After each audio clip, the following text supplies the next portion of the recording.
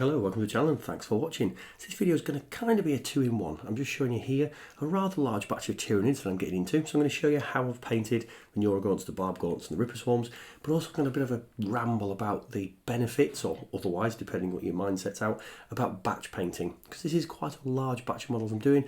And look, primarily for me, it's about the speed of getting these models done. If you watched the channel recently, you know I'm beginning to crack through the tyranids fairly fast, and if you check my Instagram out, this is a fairly quick way of doing these models. That's a fairly quick paint scheme anyway, but dropping a large batch like this certainly can help. So if you watched my termagant video last week, you know I did a batch of 19 termagants, and in that video really I was talking about different types of painting handle and style. So you can see here I'm using those different painting handles to do another big batch of models. And the paint scheme is going to be fairly similar to the termagant you've seen already. So first stage you saw there was obviously to spray paint the models, black and then a desert yellow colour seen before, and then two stages of dry brush. So we're dry brushing bone white and we're dry brushing off white across all the models, and it is that kind of slap chop style. It's getting the model ready for the contrast paints we're going to use. The step in between that's not normal with the kind of contrast paint scheme style is that then I do a sepia wash across all the models. Obviously you've got a lot of drying time when you're doing that, but that really sort of dulls it down, makes it a little bit more interesting, and then we get on to the normal contrast painting style. So we're taking basilicanum grey here across all the hooves, bones, teethy bits, claws, over all these models. Now, when you're painting a normal batch, I would typically take the same model and go from a batch style of anything from 5 models up to really what you can tolerate or have the painting handles for, or literally the models for. Now here it's a mixed batch though. Not something I'd normally do, but perfectly acceptable, because if you're taking models that have a fairly similar colour scheme, you know, a Tyranid army generally has got the same colour scheme running right through it. They are quite uniform, also works with any model with a real actual clothing uniform. So taking models that are radically different doesn't actually really matter, because you're taking the same colours as we move on to the carapace colour here, the shyish purple to go over all the carapace. You're taking the same colours and putting them on similar models right the way through. And that's really the benefit of batch painting. You are taking a singular colour, working through whatever size of batch you want to do of models, and it speeds it up because you're not having to, you know, clean your brush in between colours all the time. You can put it on a wet palette or a normal palette or paint straight from the pot like I'm doing here with the contrast paint.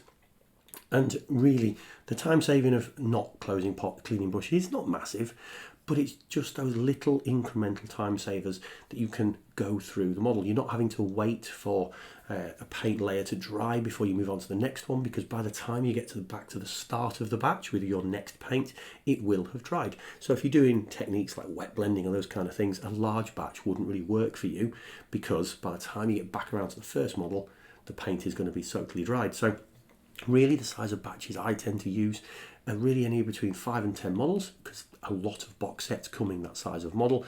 I'll break it down to a smaller batch if I think I'm going to do techniques that needs the paint to be wet in between the models, but sometimes I'll put it up into a larger batch just because there is that time-saving benefit of working on the same colour on a number of models without closing pots, etc.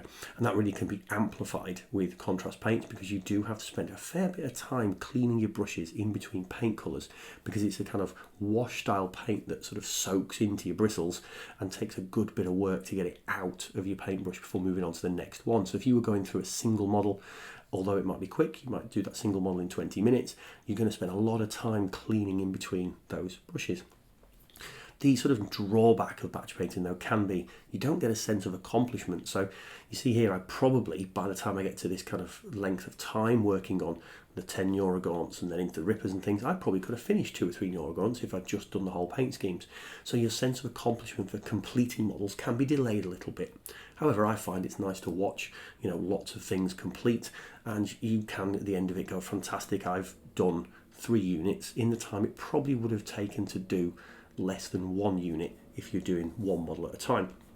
Now, just a point, going back into the actual painting scheme we're taking here, my army is going to represent a little bit of the Leviathan colour scheme. So it's not the exact one, because obviously Games Workshop publish an exact colour scheme for Leviathan Tyranids.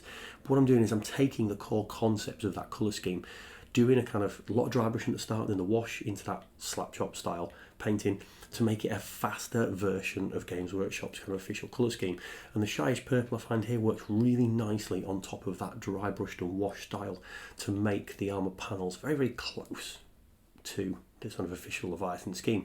And the beauty of contrast paints is it does all the highlighting and all the shading for you without you having to go back over and redo kind of those levels.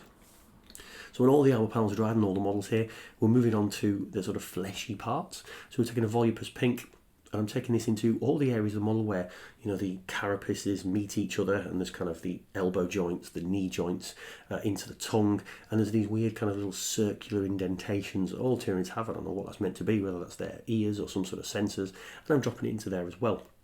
Now when you look at the Neurogaunts, it's a really interesting model. So you've got a little kind of symbiote creature on the top of it, so it's like the main creature at the bottom, and then a really weird exposed kind of brain area that's poking out of the carapace. Obviously not very sensible from a survival point of view, but looks really cool in the model. And then a symbiote tyranid in the top, and I did consider doing the symbiote tyranid with a different coloured kind of armoured carapace to make them stand out. I chose not to in the end, to keep them all together. But when you're going through this stage and you're painting the brainy, fleshy bit between those two areas, it's important to not get it, you know, mixed up onto either of them and keep the separation between those two models. And it does look really nice. Taking the same colour onto the tongues of the ripper swarms, and you can see how we're working kind of as we're going through. So while some models might have a lot of this colour stage through them, some models might not have much at all. So another advantage, going back onto the batch painting ramble, is if you're painting a batch of 10 models, the beauty of it is by the time you get to the end of the 10th model, in theory you've turned it around a lot, you've looked at all the different angles, and they are broadly, you know, the same or constructed the same. So if you've missed a part and you get to the 9th model, you've still got that paint open, you can go back to the first and quickly run through and correct your mistakes. Whereas if you were doing a model just one at a time, by the time you've noticed you've made a mistake, it's dried, you've got to open the model, paint up again and put it back on a palette if you're doing that, or reopen your thing, clean your brush of the paint you're already on. So another sort of time-saving idea, and working on a large batch means you can really finesse your technique for kind of doing those models as you go through. Okay, so looking at the barbgaunts, similar idea to the Neurogaunts. You've got those kind of fleshy bits in between the symbiote part at the top of the carapace. You've also got a very weird set of tubes that go from the head into the body, and whether that's kind of where the blood moves or whatever it is, or just really just to give it a chance for the sculptors to put something interesting on there. Not quite sure what it's representing, but you've got a few pieces like that, and that's kind of the thing you need to choose when you're doing these models, is how far you go with painting, you know, the purpley bits, the gaps in between the armour, those kind of things. So I chose to do these cables coming up from the head to the top carapace in the kind of same colour as well. Now moving on to from the fleshy parts to what I call the weapony parts, very technical terms I'm coming out with here. I'm taking the Major's purple colour, which is a very, very similar colour to Volupus pink. It's kind of a couple of stages across.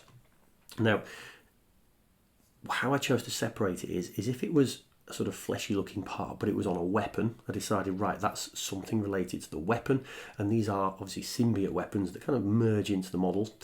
So I painted those areas on the weapon in this colour. I also painted the cracks in the carapace that you can see where it looks like you're going into the flesh underneath. I chose to choose that as, right, well, that's representing some sort of weapon development. So I've painted it there. Now it is very similar. You could do all of these parts in that Volupus pink or the Major's purple, but I think just having those slight colour differences helps to show you've put a little bit more effort into your model. At least that's my choice anyway. So now on to the final stage. I talked about mistakes before and how batch painting can help you pick your mistakes up faster. You will still make some, you will still miss some parts. You can see here I've still got the Major's purple open, but I've opened up the Basilicanum grey just to finish off a couple of errors there, because you will always make mistakes and miss pieces. So as much as I'm making some advice, there's always things to alter. So there's some finished models there on a little turntable, just some examples from the unit.